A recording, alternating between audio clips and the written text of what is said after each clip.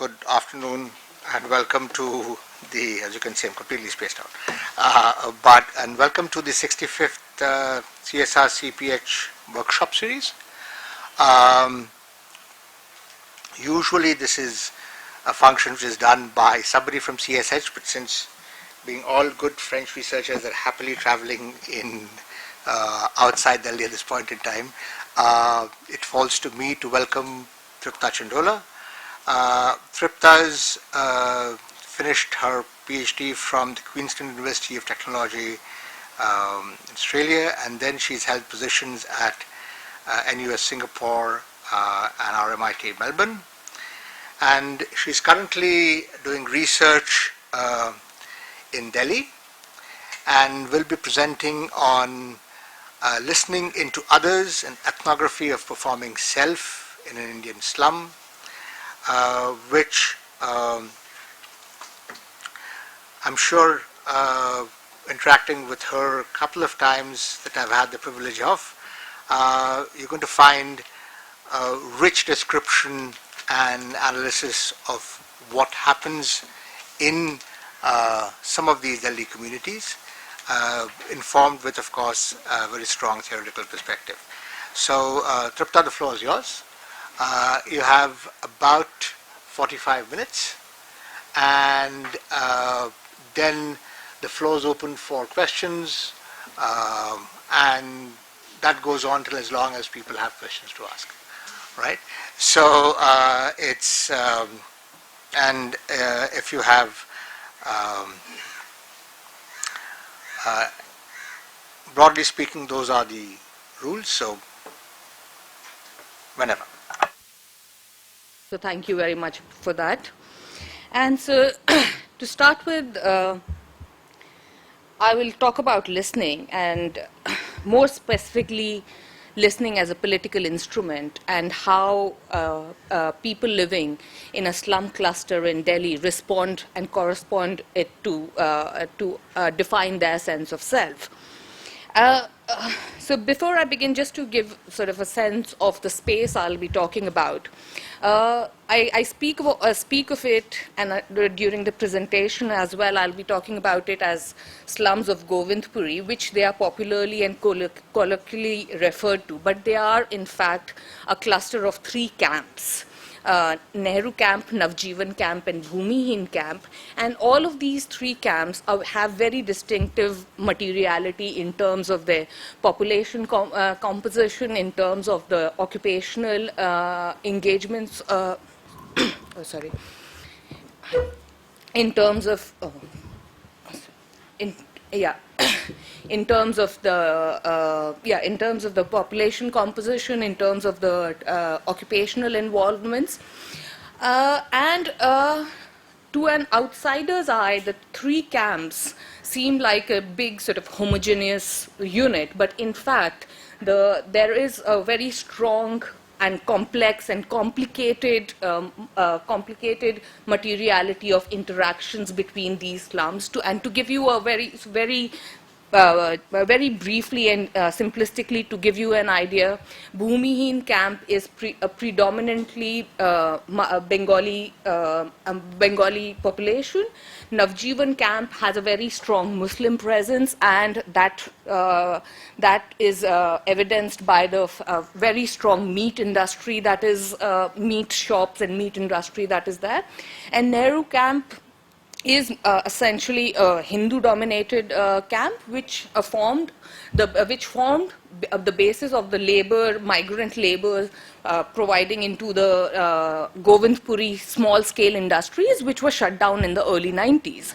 So that is until 2008, the 3 camps fell under the Tughlakabad constituency, after which they have come into Kalkaji constituency, and since coming into Kalkaji constituency, their mandate as a political vote bank has only increased on account that Kalkaji constituency is a very strong constituency in South Delhi. Not to forget that one of the initial RW Resident Welfare Association programs happened in this constituency. So the political mandate mandate of this community as a vote bank, it has increased since then. So before I talk about listening and bring out the anecdotes and the analysis, I will just begin with 3 anecdotes about 3 sort of instances of listening or mislistening or mishearing. So one of the first one is that one of a very close friend of mine, living in one of the camps, she had a child, and before the child was born, the father met with an unfortunate, untimely, and rather violent death. So when the child was born, I was given the honor to christen the child, and in my rather pretentious manner, I christened the child Mishkin, after Dostoevsky's protagonist in The Idiot. And so Mishkin it was. And so Mishkin was taken to the camps, and because people could not, most of the people, not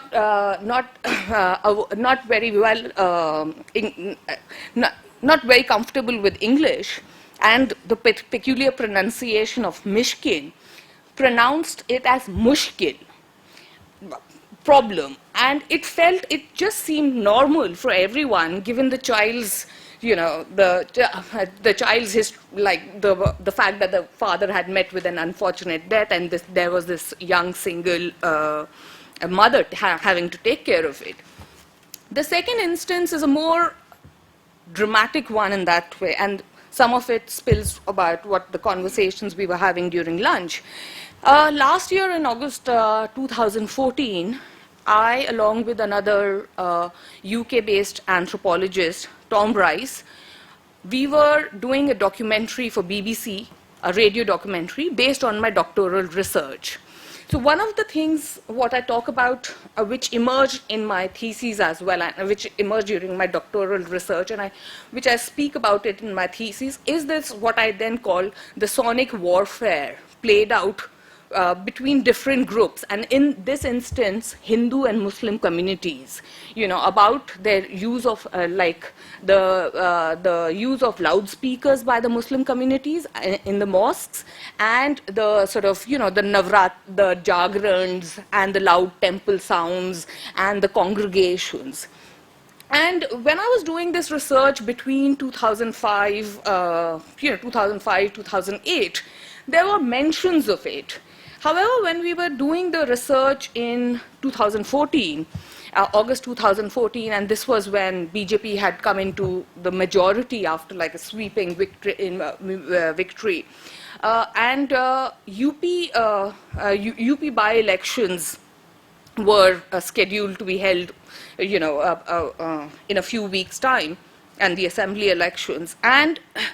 And the communities, both the Hindu and also not to forget that it was the Ramadan month.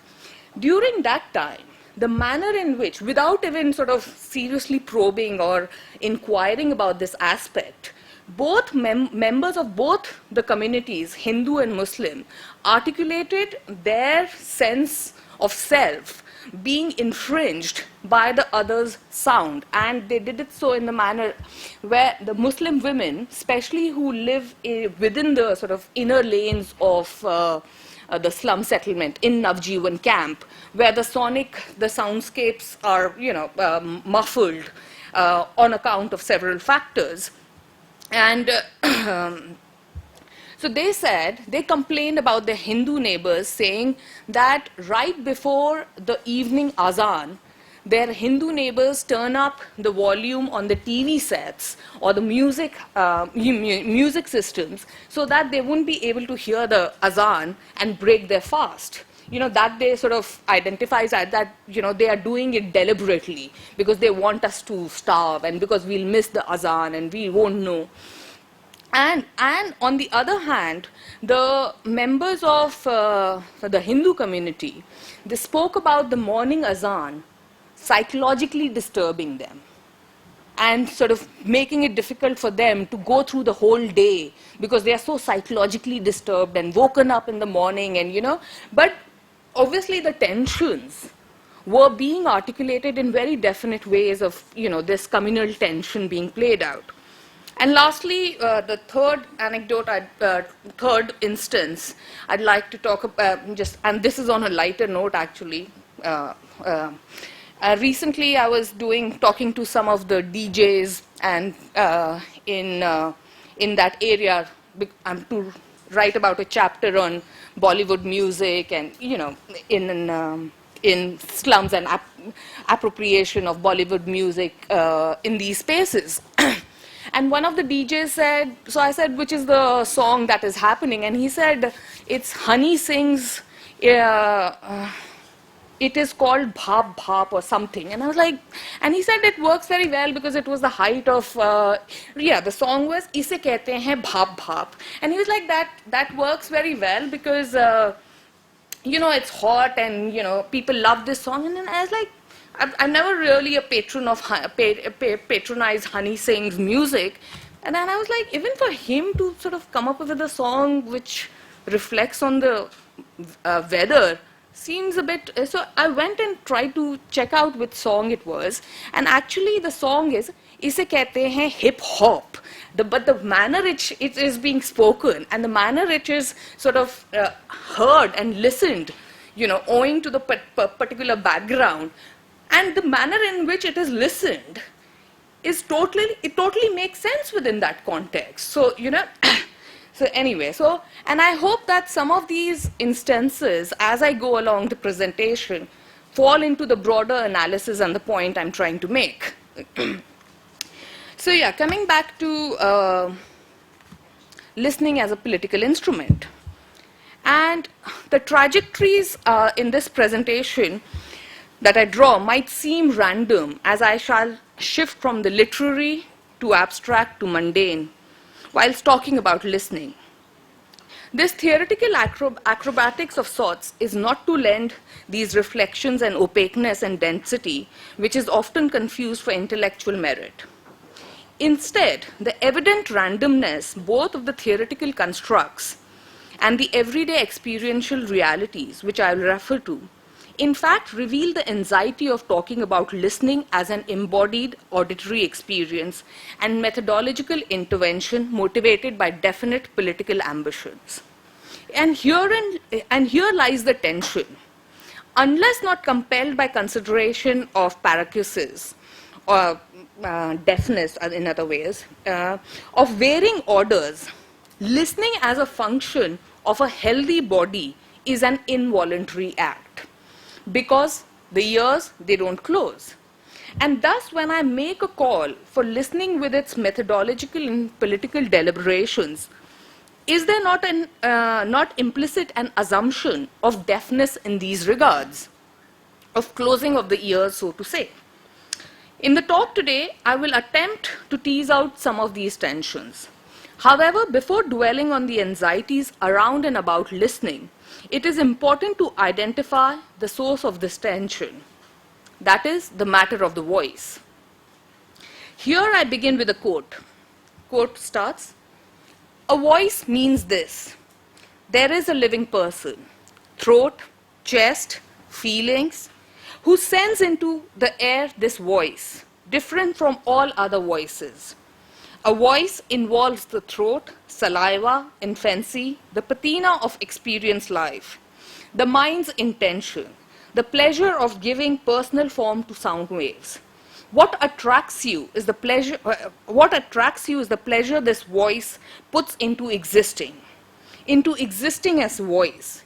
But this pleasure leads you to imagine how this person might be different from every other person, as this voice is different." Quote close. This is a quote from, Italo Calvino's A King Listens, a story in which the position of the king, literally and figuratively, depends on listening into. And here, the palace is the ear of the king. This ability to hear into the palace, which gives the king his power, also leaves him restricted to the throne. If he moves, even briefly, there is a danger he will miss something significant, maybe sounds of rebellion or deceit. He listens not only because he is condemned to listen, as we have no earlids, but because he has to keep his ears open to maintain the status quo and his power. Owing to the inherent disembodied and thus uncontainable, detached from the solidity of the things, character of the voice, the burden of listening, which the king in this tale has to endure, foregoing even his carnal and other sundry pleasure, almost evokes sympathy. But beyond and besides the burden, the listening is not only an integral but essential. But listening is not only integral but essential for the king, and by that extension, the state and those in dominant hegemonic role to maintain the position. And therein lies the real tension, and thus the anxiety.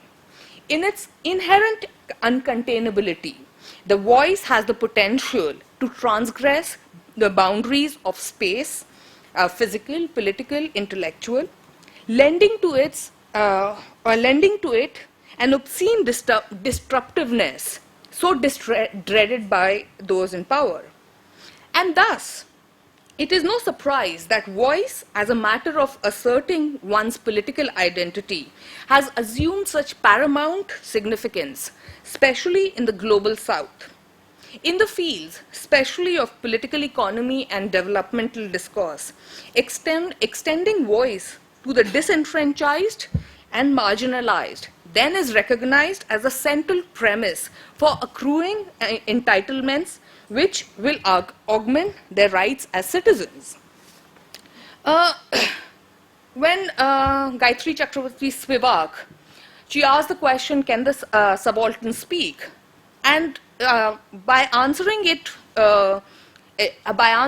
in the negative, she lent it to the recognition of voice as a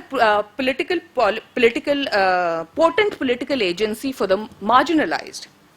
Since then, the attempts to extend this voice has had overlapping and intersecting implications, variously articulated both in popular and political reckoning in regards to its significance in the rights, identity, space the subaltern can assert and claim.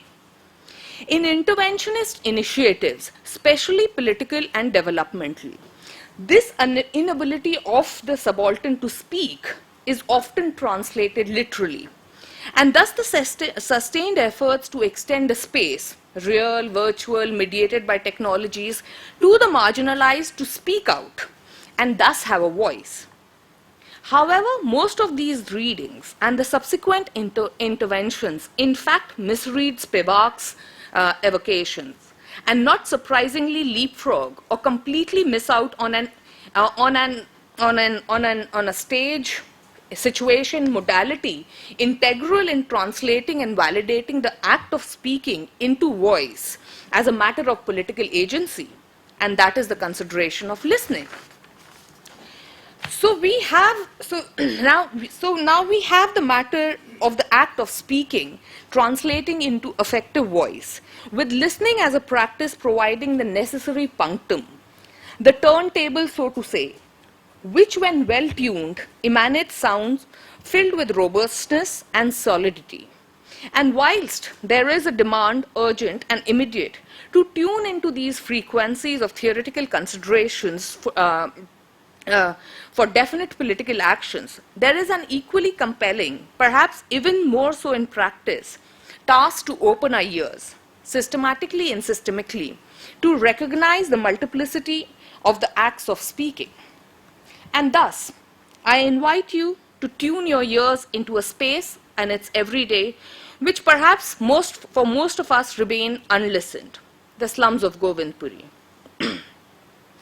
Hear this: clanking of utensils, water filling plastic bottles, tender bottoms being slapped, grown-up cheeks struck, raucous laughter in the corners, coins being sorted, technologies of communicating, phones, televisions, and amplifiers, creating, collapsing, and distancing words and lives, sellers of wares, unnecessary, unrequired, and varied, dangling their goods through the prowess of their throats. Children, otherwise told to shut up in the classroom, frolicking about, imitating the tongues elders speak. I'll fuck your sister, you are a cunt. The elders making claims to the fucking of mothers, sisters, daughters, with more intent and lost innocence. Azan on the loudspeaker from a mosque in the corner defining the day for many. The same loudspeaker announcing the find of a young Hindu boy who, if not claimed timely enough, will be converted. The precious touch of the hands to the bell in the temples nearby, ting-tong, tong-tong, tinging.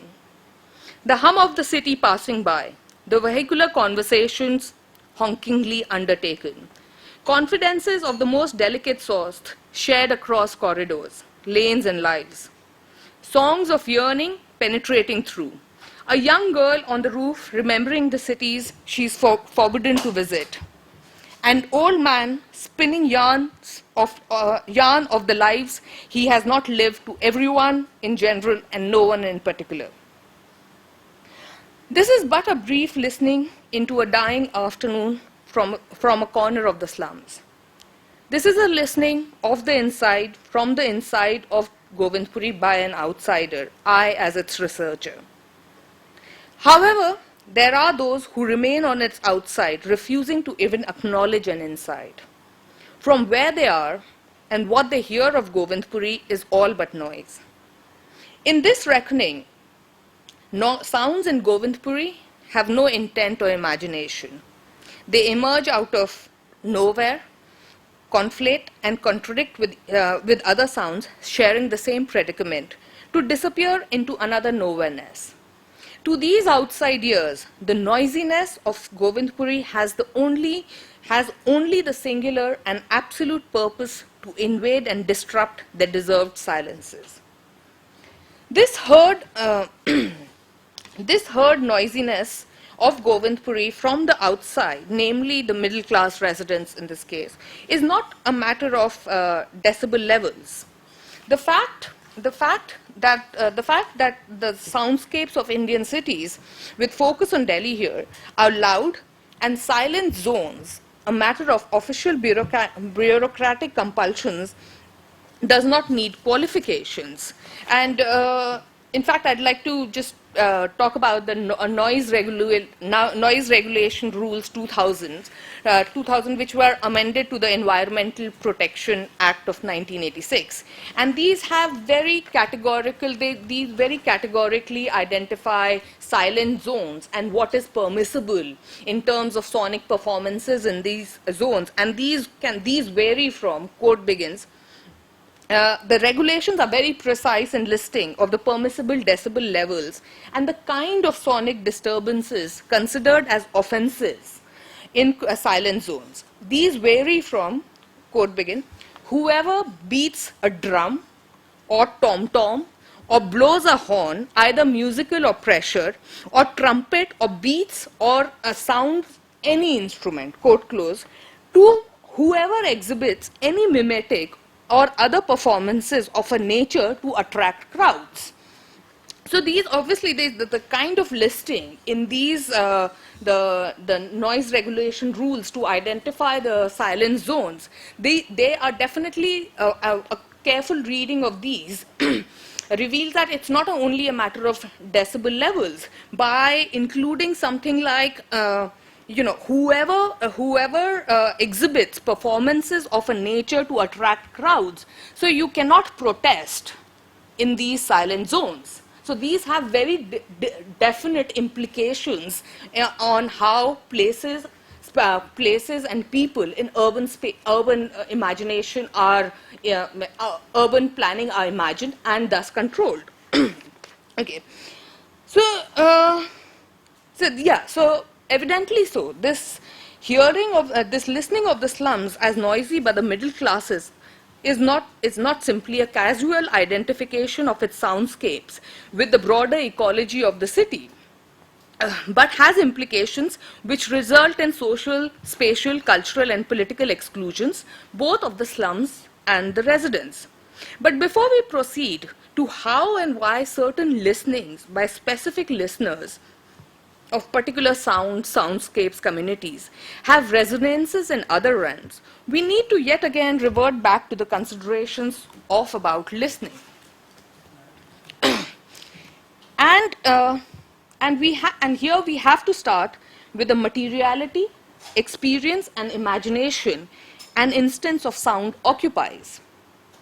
If sound, in its singular manifestation, is to be reckoned as a particular and peculiar intersection of its spatiality and temporality in the site of its origin, then soundscapes are the simultaneity of these intersections.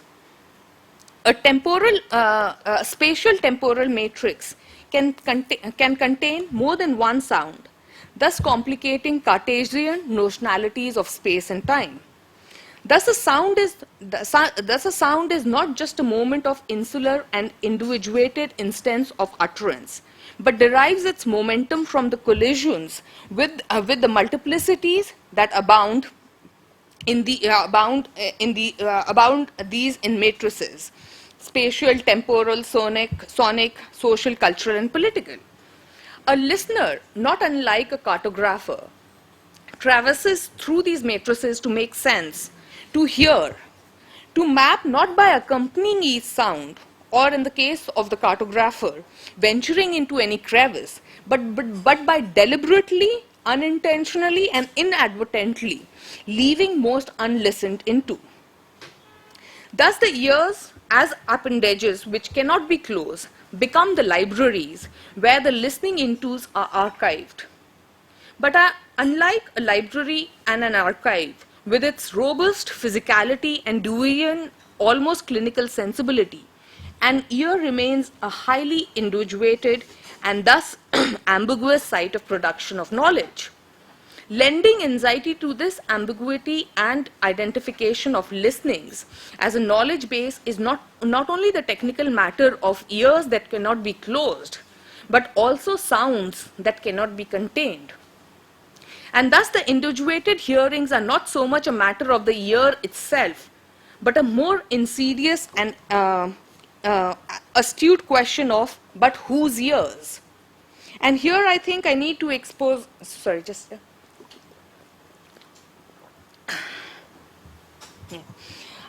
here I think I need to expose my ears and reveal my listening practices in the slums of Govindpuri. My research was an ethnography of the everyday in a slum, in this slum settlement.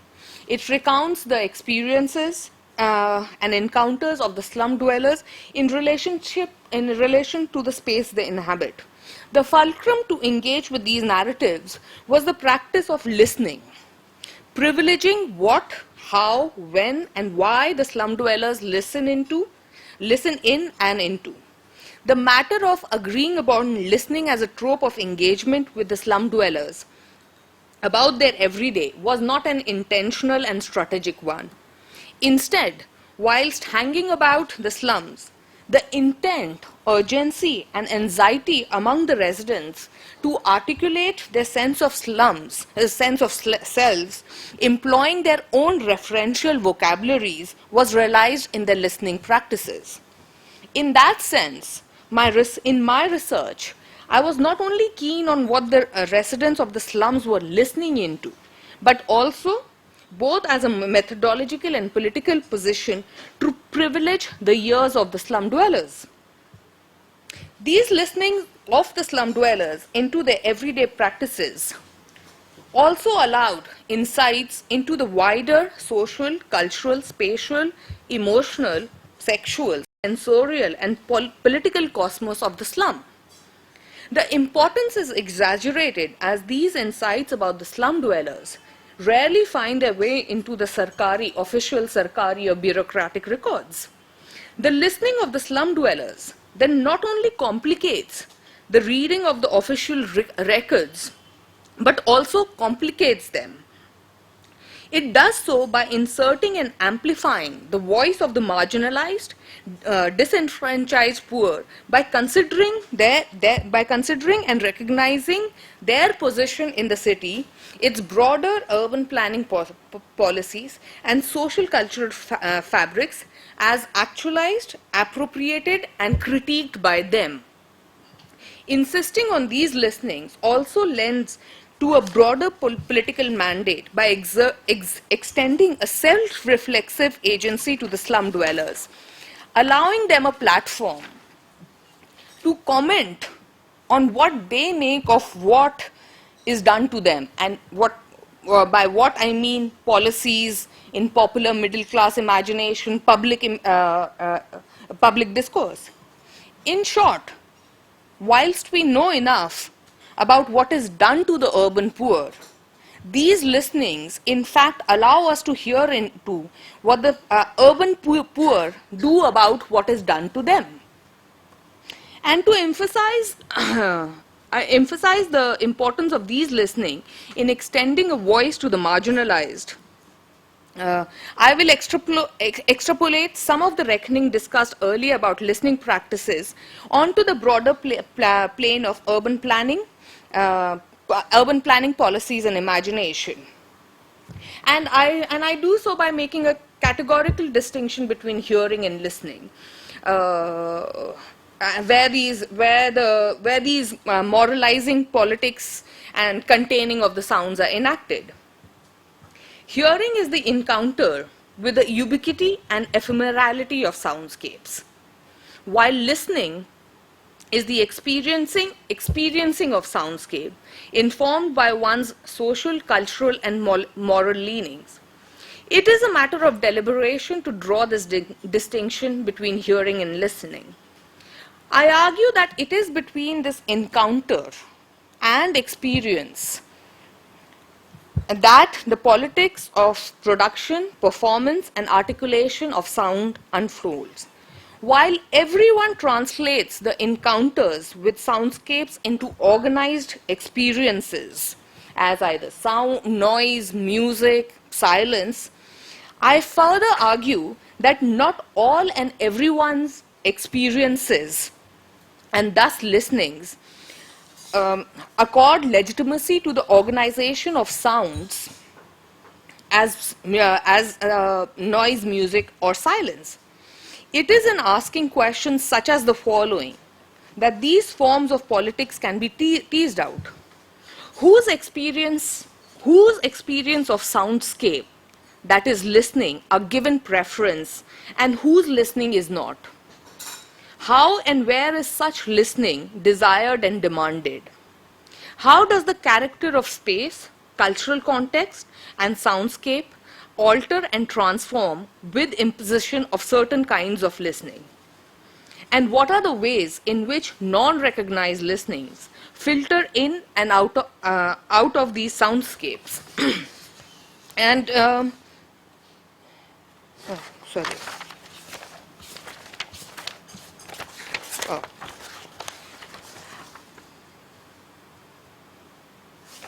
Sorry. Yeah.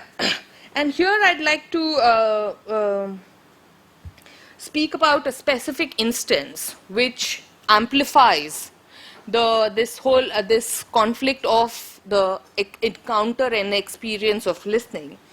So in my ethnographic interaction with the middle class residents around the slums, the task of researching sonic articulations and engagements was by no means an easy one.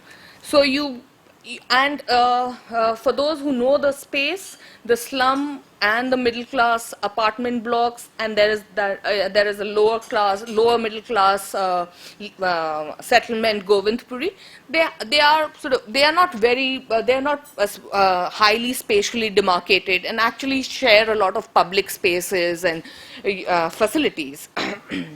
And so when you speak to them and talk about, the experience of living close to the slums, or what did they reckon, they'd invariably go, they're really noisy, they're really morally corrupt, they all are thieves, they all are criminals, things like that. And in fact, during the recording of the BBC documentary last year, we spoke to, and she came forward, a political scientist who teaches at LSR, and she was well versed with the whole sort of discourse of disenfranchisement and marginalization and all of those things. But when it came to articulating her own experience of living very close to the slum settlement, she categorically said, oh no, I completely acknowledge that they should have rights and they should have spaces, they should have proper places to stay, live in. But do they really have to live close by to us? And so where she lives, the apartment block she lives in, to the main road, it's a 150-meter road that passes along the slum settlement. She's been living over there for 20 years. And I said, and she never once has she actually walked down that road. She said that, oh no, I take the car, and in the last 10 years or so, with the ACs and everything, I don't even have to roll down my windows and hear them and smell them. So that sensorial assault, especially of sound, because it cannot be contained. And the other thing, of course, was smell. But sound was a definite indication, articulated and identified as a definite indication of their moral bankruptcy, the fact that, they don't have any social order, that it's complete sexual mayhem over there, and everything is broken down. And I asked one of the middle-class residents about had they ever been into a slum settlement. And they asked the obvious question, why would I? And well, I said, yeah, and I said, but you have such strong opinions. How do you imagine the insides of the slum look like? How do you reckon they live? And this individual, president of one of the RWA associations, answered, packed like sardines. And that is the reckoning. You cross that line, and everybody, there's an homogeneity in terms of the obscenity in the sort of the social, cultural, moral orders and norms that are being defined. That is their corruption, and so that is, and noise and sound. I, of course, decided to. And here I have to say that I decided to concentrate on sound or listening.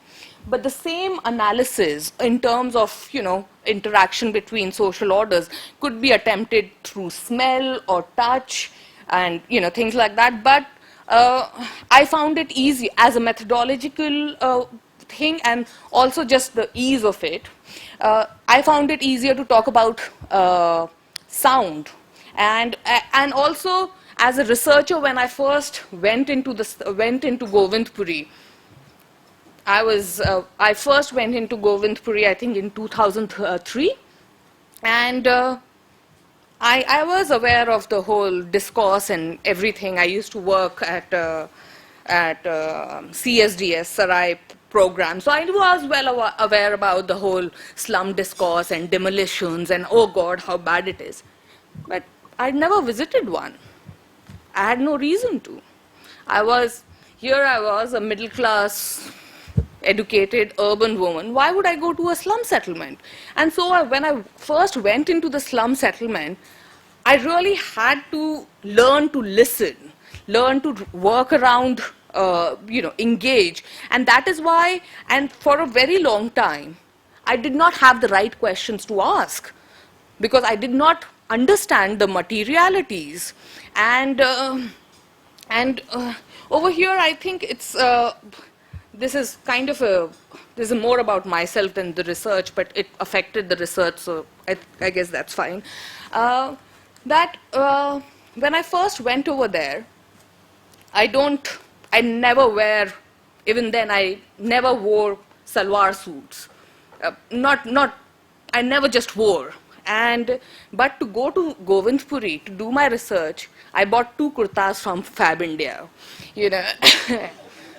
I did. And, a chain smoker almost, I wouldn't smoke in front of them. I would have my dupatta and I wouldn't smoke, and and then people would ask me about, there I would be sitting in my chaste dupatta and kurta and asking them, so how much do you spend? How much money do you make? What do you think? Tell me about your sex life.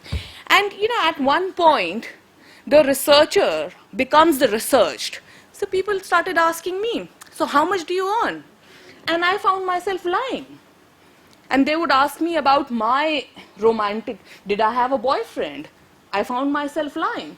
And I had a huge political, intellectual crisis of sorts. And I was like, what gives me the right in terms of politics of production of knowledge? What gives me the right to reckon that I can go into any space? This is a marginalized space where it becomes even more complicated. What gives me the right to go over there and reckon what I am going and doing is finding the truth when I am lying? So, it didn't make sense to me. How do I justify that? It had serious philosophical and political consideration. So I quite literally took 6 months off, because I was like, I can't do that. If I have to do that, I can just read some other people's research and write a thesis. I don't have to go over there. So after 6 months, I decided to go over there as I was. I wouldn't go in a short skirt and a spaghetti top, but I gave my Fab India kurtas to someone who actually wore them, and I would smoke in public. I would smoke openly. If people asked me how much I was earning, I would tell them my romantic engagements, everything. And at that point, I realized that my anxiety about not telling them the truth was not that, and not that they would not understand, but my own reckoning that they will not be able to understand my reality, that I am somehow equipped to engage, understand, and comment on their realities. But oh no, they don't have the bandwidth to engage and understand my realities. And that is where the practice of listening, where I just learned to just shut up and just hang around. And then realizing that how the sense of self is so strongly articulated. And also, and I do not mention that very often, because then it lends to a certain kind of romanticization, but also there is a high illiteracy level. So then speaking, and the manner in which who you listen into, what happens, it becomes really important. To give you, and how the space is limited over there. The gender relations, it's a very gendered space. So to give you some instances, for instance, at that point when I was doing the research, there was still the shops, STD shops, which had CDs, and they were like a mix of this dense media thing, So these young boys, when the young girls either would be going or coming back from school, they would start playing songs which really raunchy Bollywood numbers really loud. They would not tease the girls. They would not say anything to them. But by playing these songs really loud, they would create and extend their space. And there are similar sort of instances like that. And another one which I'd like to talk about is, and I've written a chapter about it, is women abusing. And the women abusing in the slums, and this is, especially during fights, even jocularly, and they use the most, I'm not sure whether I'm allowed to use those language in this setting, but, really traditionally reckoned to be masculine violence inflicting abuses on the feminine body.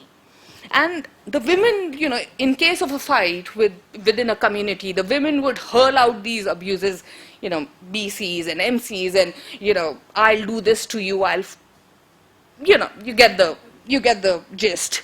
And it did create an intimidating space, so much so that if two men were fighting, and a lot of these fights also happened around collection of water and during the water times, and the woman who could hurl the most abusive and violent of these abuses often dominated the scene. And this again comes from what we were talking during the lunch, that initially it's quite seductive to consider this sort of hurling of abuses by women as some sort of a feminist assertion, and they're reclaiming and all of those things. But again, as I said, you put a slight sort of twist it around, and the only way that the women in this setting could actually claim a space was by inflicting that highly violent masculine violence onto their imagined bodies as a collective. And that has, you have to sort of think about that and what it does to the gendered ecology, and do you sort of celebrate all kinds of feminist, is it a feminist assertion, and what does it do? And so so these are some of the sort of instances, and I could go on, but one of the, and I said I'll come to how this actually impacts on urban planning policies. So, sorry, I'll just have some water. On 31st March 2008, 1,000 slum dwellings were razed to the ground around the Govindpuri slums on the outer boundaries of the main road. Slum demolitions are nothing new in Delhi, either in the imagination, anything. But this slum demolition was actually quite significant. It was not only to evict illegal squatters, because they were in fact given some space behind the slums.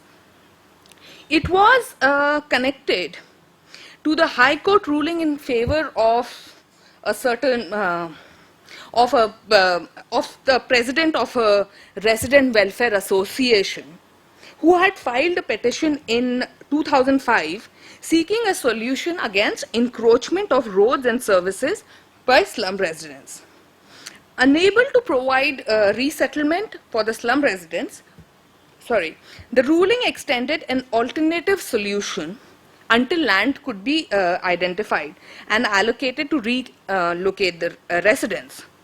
A 2.5 meter high, 2 kilometer long wall had to be constructed where the slum dwellings were demolished along the outer camps, so that the middle class residents were spared of seeing, experiencing, and sharing, basically containing the slum dwellers. And it says in the petition that the middle class residents wanted respite from the filth, the noise, and the crowding the slum dwellers created. So the solution was to encroach them. But they still wanted their services. They still wanted their maids to come on time. They still wanted their drivers to, be on time. But they didn't want to see them. They didn't want to experience them. And so this sensorial language, and if one goes back to it and how the RWAs came in, how the Clean Delhi, Green Delhi project, a program was actually finding its ground, it doesn't seem surprising at all. In fact, it was during this time that Sheila Dikshit in an international conference, she said, but we are doing a humanitarian act by demolishing these slums. They live in inhuman conditions. They live like animals. They live like ants. So that whole, we are giving them sort of, it's a completely inhumanitarian state to live in. So, so to begin with, to go on, So the sensorial and moral regimes of these otherings, as executed by deliberate unlistening and silencing, are attempts at fixing the position of slum dwellers as the other, socially, legally, sensorially, and morally. This framing allows the state the rhetorical legitimacy to oust them from a formal city structure when deemed appropriate, as also to institute regimes of disciplining their bodies, individually and collectively. Further, within this framing, the predicament of these spaces and their residents as slums that are informal and thus unmodern and unmanageable is increasingly being framed as a moral limitation of the spaces and the residents themselves. And here I'd like to talk about a couple of things, again some anecdotes.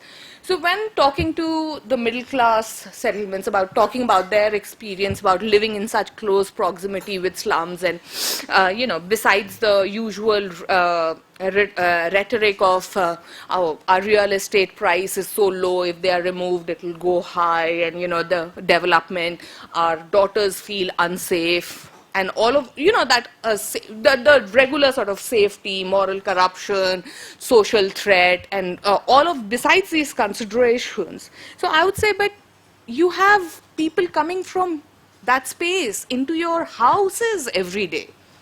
How does that happen? And they're like, no, it's, but they are in our space.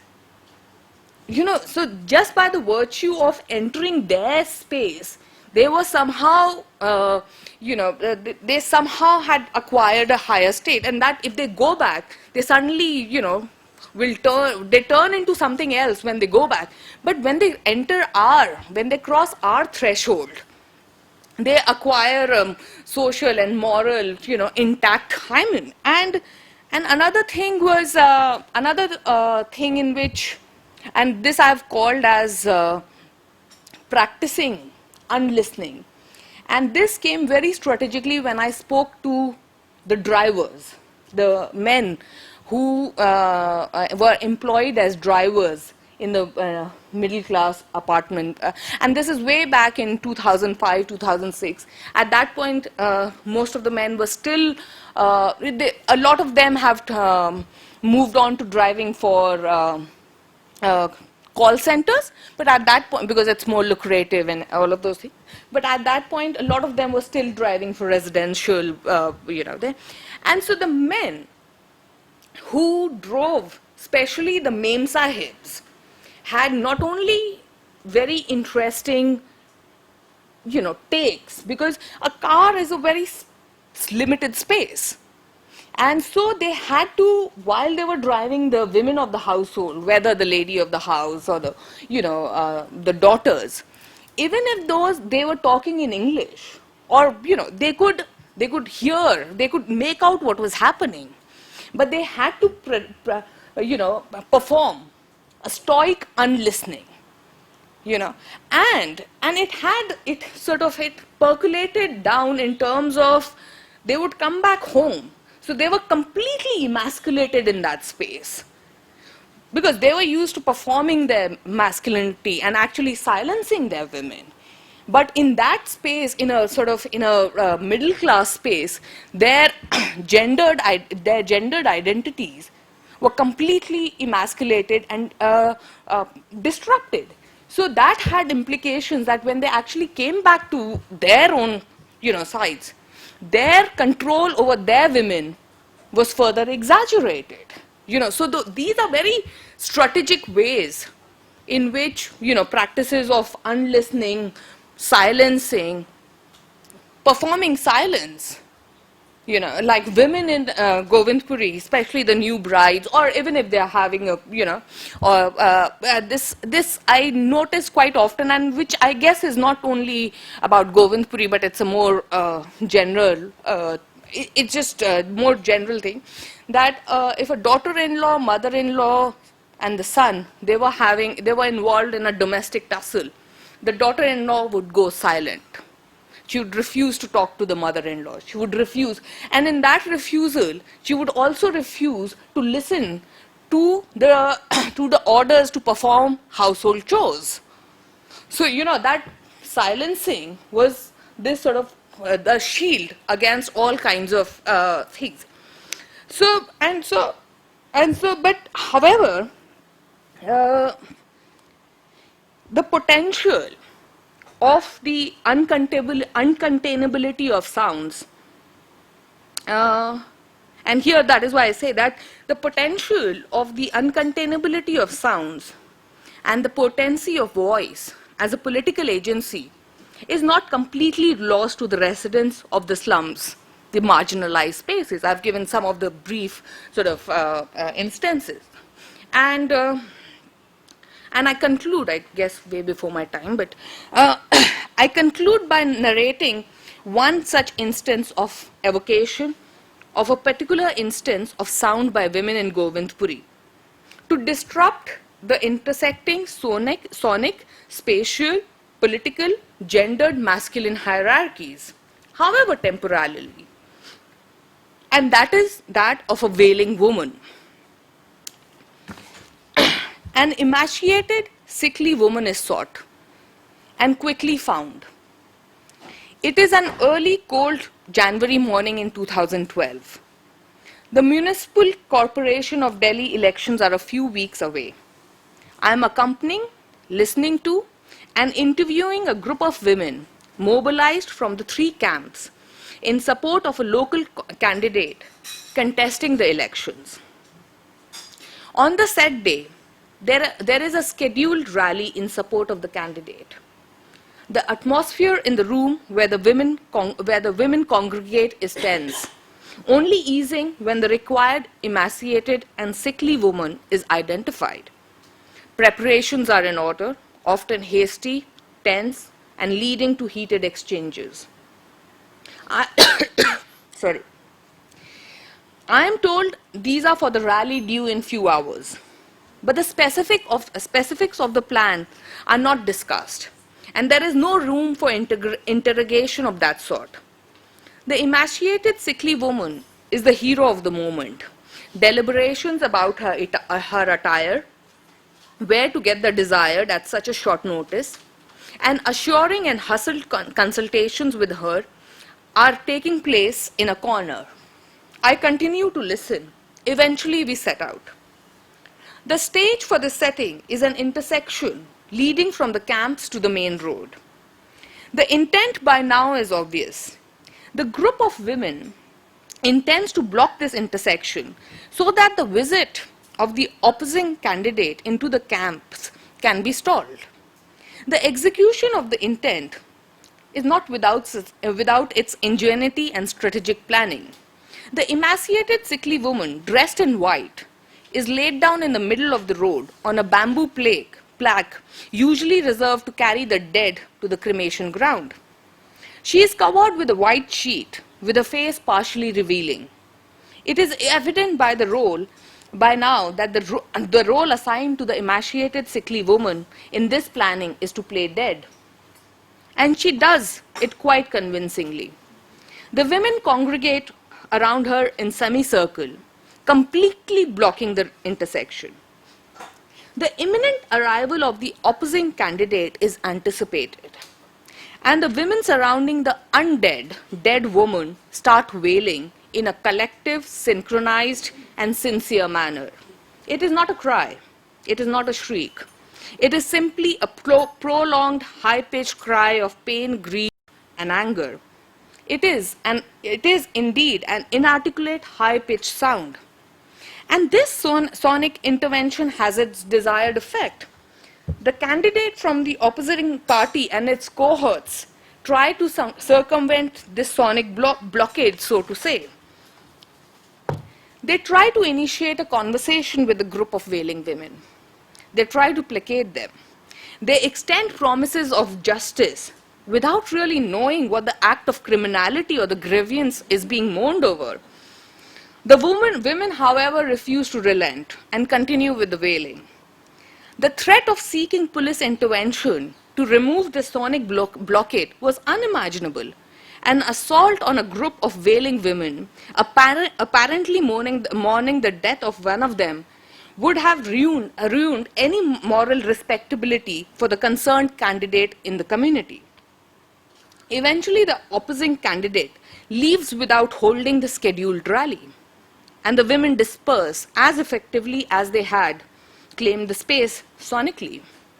The undead finally awakens, walks alongside the others to the murmurs of applause and admiration, though not without a hint of envy. She, the emaciated, sickly woman, is after all the silent punctum of the incisive and effective sonic intervention, wailing. The deliberate compulsion, as I've detailed in the talk, this deliberate compulsion to collapse all and every sound of the slums in its hearing by the dominant ears, as contaminated and relevant only in its noisy manifestation, is merely an attempt to deny the potential of mutable sonicities and identities to these spaces and its residents, and thus to keep the slums suspended in perpetuity as unheard, undead, and unexistent in the circus that makes the city. However, nevertheless, the unheard do wail. The undead do not just cremate themselves into ashes. And the unexistent continue to move across the spatial, temporal, sonic matrices. In their wailing, they haunt. Thank you.